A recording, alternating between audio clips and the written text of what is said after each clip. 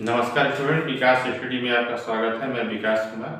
दोस्तों, इस समय जो हमारी कक्षा चल रही है, इस समय जो अभी 2 वीडियो डाले हैं वो मौलिक अधिकार की है। आज की मौलिक अधिकार की वीडियो पार्ट 3 होगा आज की वीडियो में। दोस्तों, मौलिक अधिकार भारतीय संविधान के अनुच्छेद 12 से लेकर 35 तक चर्चा और भाग 3 में चर्चा किया गया है।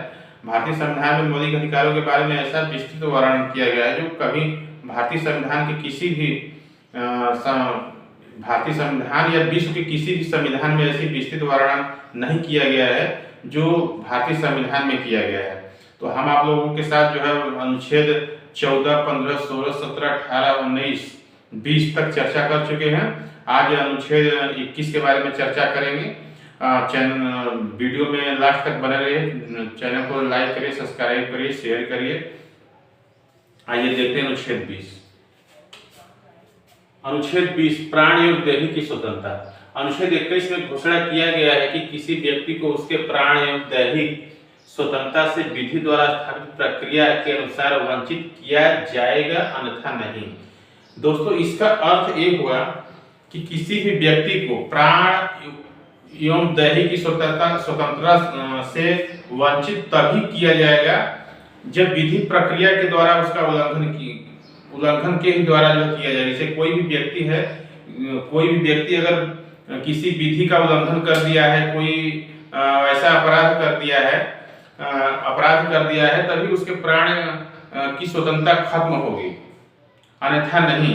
जैसे कोई भी व्यक्ति है अगर 302 का मुजरिम हत्या कर दिया है, 302 का मुजरिम हो गया है, तभी वो उसके प्राण और देह की स्वतंत्रता जाएगी, अन्यथा किसी भी हालत में स्थिति में उसके प्राण और देह की स्वतंत्रता उसके शरीर से नहीं छीना जाएगा।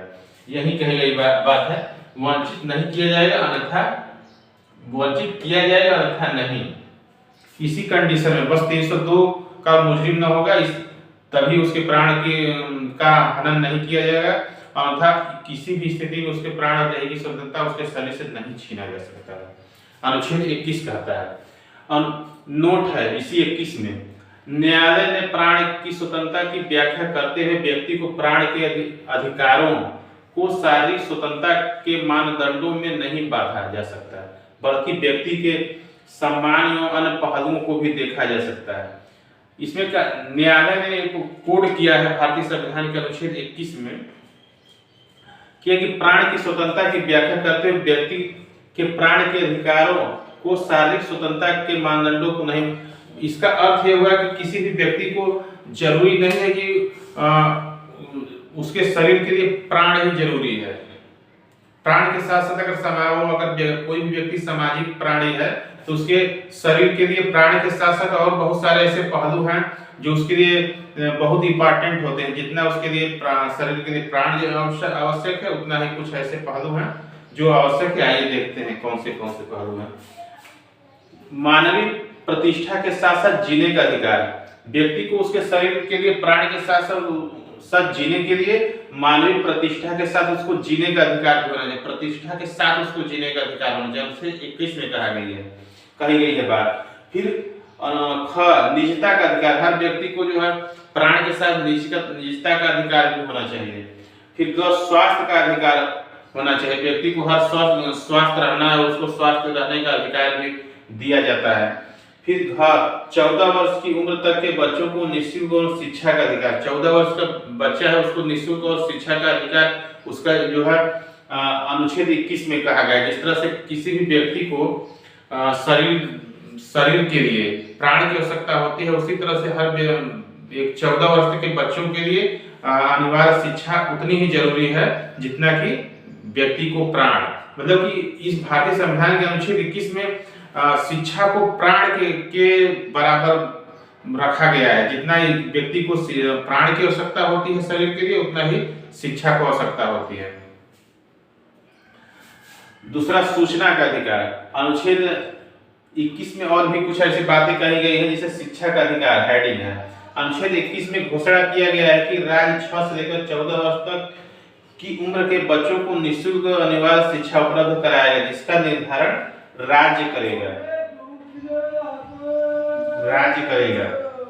अनुच्छेद 21 घोषणा करता है कि किसी हर नागरिक में रहने वाले देश में रहने वाले 6 वर्ष से 14 वर्ष तक के हर बच्चे को निःशुल्क शिक्षा दिया जाएगा।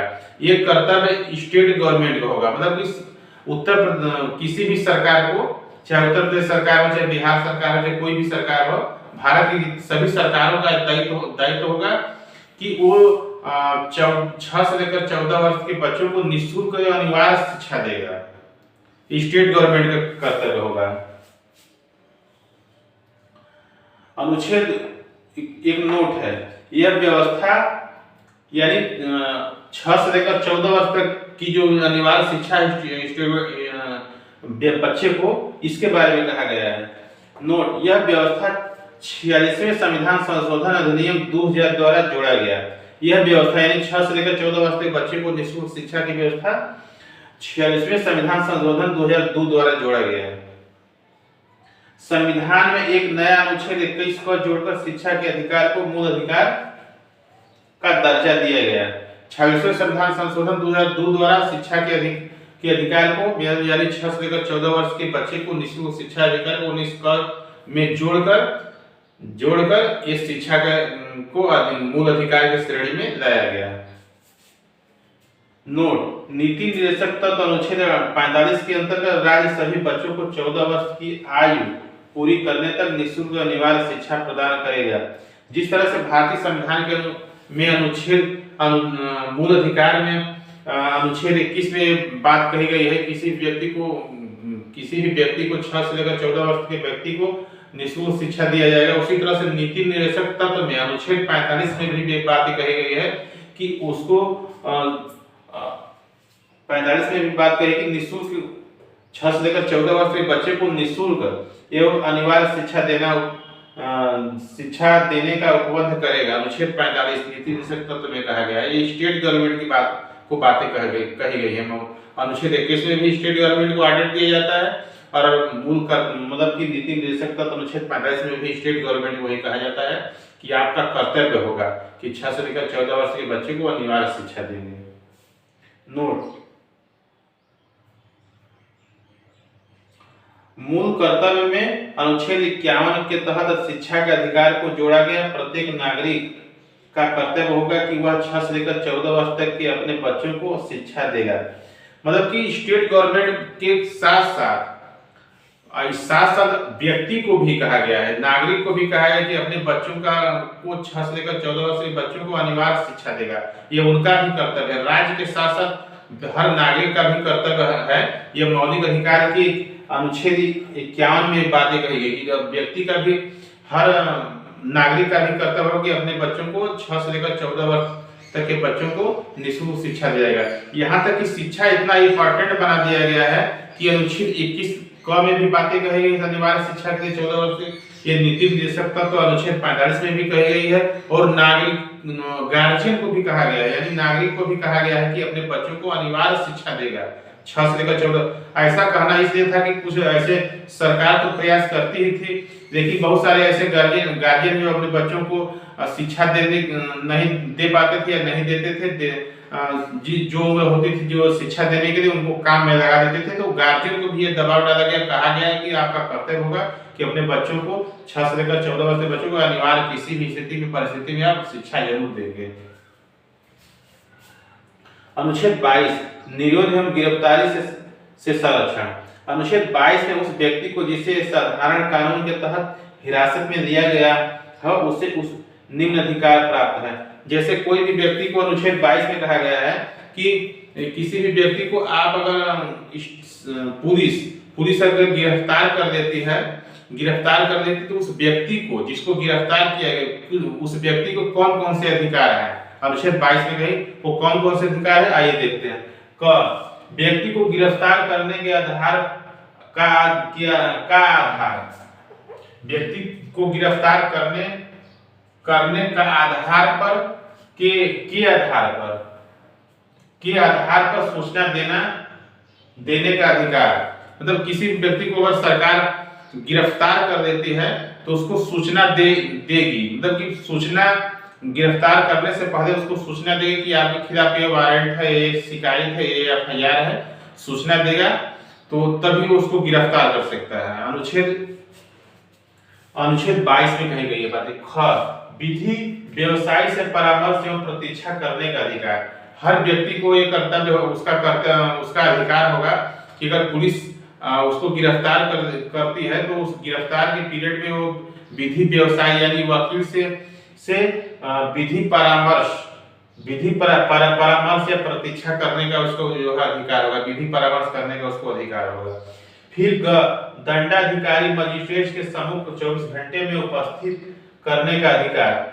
मतलब दंडाधिकारी पुलिस अगर किसी भी व्यक्ति को गिरफ्तार कर देती है तो उसको 24 घंटे के अंदर ही उसको मजिस्ट्रेट यानी दंडाधिकारी के सम्मुख उसको प्रस्तुत करना पड़ेगा। लेकिन अपराधी को मजिस्ट्रेट के यहाँ ले जाने के रास्ते का समय नहीं जोड़ा जाएगा। अनुच्छेद 22 कहता है किसी व्यक्ति को अगर पुलिस हिरासत में दे देती है तो 24 घंटे के अंदर दंडाधिकारी के सम्मुख प्रस्तुत करना पड़ेगा। 24 घंटे के लिए अनिवार्य है, 24 हावर्स जो है अनिवार्य कही गई बात है। लेकिन वो व्यक्ति को ले जाने में जो समय लगेगा, यानी जो कारावास में बंद किया है, कारावास से न्यायालय मजिस्ट्रेट के सामने के बीच में जो समय लगेगा ले जाने में, तो 24 घंटे में काउंट नहीं किया जाएगा। इसीलिए इसी का फायदा उठाकर बहुत सारे जो है पुलिस वाले है व्यक्ति का इनकाउंटर कर देते हैं, उनको मार देते हैं इसी समय। जो यही बातें कहेंगी, कारावास से और दंडाधिकारी के बीच के समय को काउंट नहीं किया जाएगा अनुच्छेद 24 में। अनुच्छेद 23 शोषण के विरुद्ध अधिकार। अनुच्छेद 23 के द्वारा मानव के अवैध व्यापार तथा इसी प्रकार के अन्य बलाश्रम का प्रतिषेध करता है। कोई भी व्यक्ति है मानव के अवैध व्यापार, जैसे मानव का कोई व्यक्ति है समाज में मानव का अवैध व्यापार करता है, उसका शोषण या उसको जो है जबरी से काम करवाने के लिए खेतों में या कारखानों में काम कर अवैध जो व्यापार होता है व्यक्ति का, चाहे मानव का यानी मानव मतलब स्त्री या पुरुष का, तो अनुच्छेद 23 में उसका निषेध किया गया है। और इसी प्रकार अन्य बलाश्रम का प्रतिषेध करता है। जैसे कोई भी व्यक्ति बालक का अगर ऐसा काम किया जाता है, खरीद फरोख्त किया जाता है, तो उसका भी अनुच्छेद 23 प्रतिषेध करता है। और उल्लंघन करने वाला व्यक्ति विधि का भागीदारी होगा। यदि अगर ऐसा काम करता है, अगर भारतीय संविधान का अनुच्छेद 23 का उल्लंघन अगर करता है तो ऐसे व्यक्ति दंड का अधिकारी, मतलब उसको दंड दिया जाना अनुच्छेद 23 के तहत अनिवार्य है। ऐसे मतलब कि कोई व्यक्ति ऐसा कार्य नहीं कर सकता, मानव दुर्व्यवहार या बलाश्रम का कार्य नहीं कर सकता, करेगा तो अनुच्छेद 23 के तहत उसको जो है विधि दंडाधिकारी के सम्मुख उसको जो है उसके ऊपर दंडात्मक कार्रवाई की जाएगी। फिर उसी में एक और पॉइंट है, इस अनुच्छेद में मानव दुर्व्यवहार, स्त्रियों, पुरुषों या बच्चों का क्रय विक्रय तथा उनका अनैतिक व्यापार शामिल है। मतलब कि मानव के साथ दुर्व्यवहार, स्त्रियों, पुरुषों के या बच्चों का क्रय विक्रय, इसे कुछ समाज में बहुत सारे ऐसे महिलाएं होती है, पुरुष होते हैं, उनका जो है उनके साथ दुर्व्यवहार किया जाता है। स्त्रियों, पुरुषों और बच्चों का क्रय विक्रय किया जाता है। बहुत सारे इसे आप देखेंगे कि स्त्रियों का जो है खरीदा जाता है, बेचा जाता है। बच्चों को भी उसका क्रय विक्रय किया जाता है। बहुत सारे ऐसे समाज में देखेंगे कि बच्चों को अपने दुकान पर रखने के लिए या किसी घर में काम कराने के लिए 14 वर्ष की उम्र उनकी पूरी नहीं होती, तभी उनको पैसे देकर खरीद कर जो है क्रय विक्रय के द्वारा उनको खरीद कर उनका शोषण किया जाता है। ये अनैतिकता व्यापार है। तो अनुच्छेद 23 इसका जो है प्रतिषेध करता है। अगर कोई भी व्यक्ति समाज में मिल गया कार्य करते हुए, तो अनुच्छेद 23 के तहत उसके ऊपर दंडात्मक कार्रवाई की जाएगी। अनुच्छेद 24 में क्या कही गई बातें, इसमें बलाश्रम से संबंधित 14 वर्ष से कम आयु के किसी बालक को कारखाने, खान या किसी अन्य खतरनाक कार्यों में नियोजित नहीं किया जाएगा।